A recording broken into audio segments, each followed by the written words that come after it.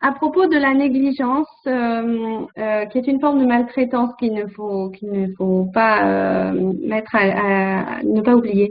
Elle a aussi des effets, même si on n'a pas une action de maltraitance directe physique sur l'enfant, une négligence physique, médicale, émotionnelle. Ça a des conséquences puisqu'on a des difficultés à reconnaître les émotions plus tard quand on a été victime de négligence. On peut souffrir de stress chronique qui peut avoir un impact. Si l'enfant souffre de stress chronique, ça peut avoir un impact sur son développement cérébral.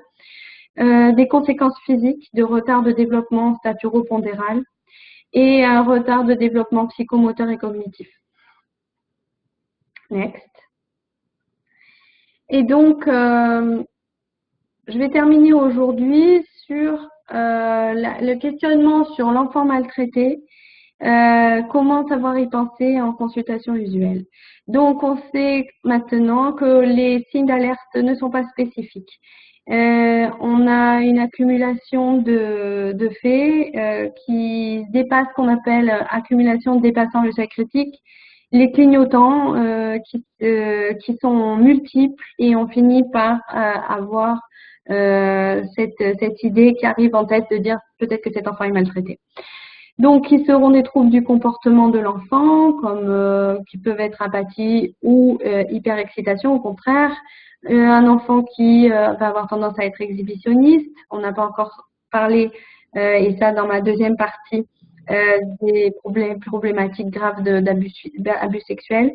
Ça peut être des cauchemars, pleurs, angoisse immotivée, un refus de se déshabiller, dans les troubles du comportement.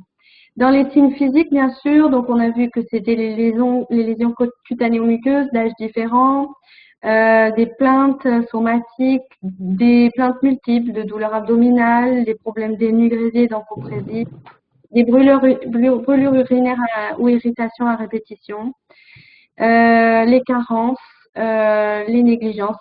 On observe la relation parent-enfant, on observe la relation aussi des parents avec les soignants. On regarde si l'enfant se comporte différemment quand il est avec ou sans ses parents.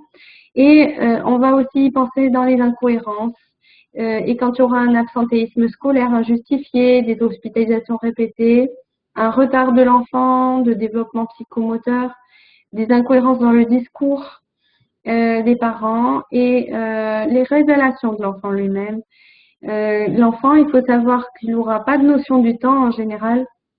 Donc, il va parler des événements, mais il ne saura plus à quel moment exactement ça s'est passé, ni savoir quel est leur déroulement dans le temps. Avec l'enfant, la façon dont il faut se comporter, c'est vraiment avoir un positionnement qui pose des questions ouvertes, qui lui permet de s'exprimer sans reformuler ses propos. Et il faut respecter ses silences qui sont aussi souvent parlants et observer son attitude. Avec ce faisceau d'arguments, on pourra connaître les signes d'appel et hospitaliser pour bilan s'il y a un doute et pour faire les examens complémentaires dont on a parlé. Voilà pour aujourd'hui. Okay.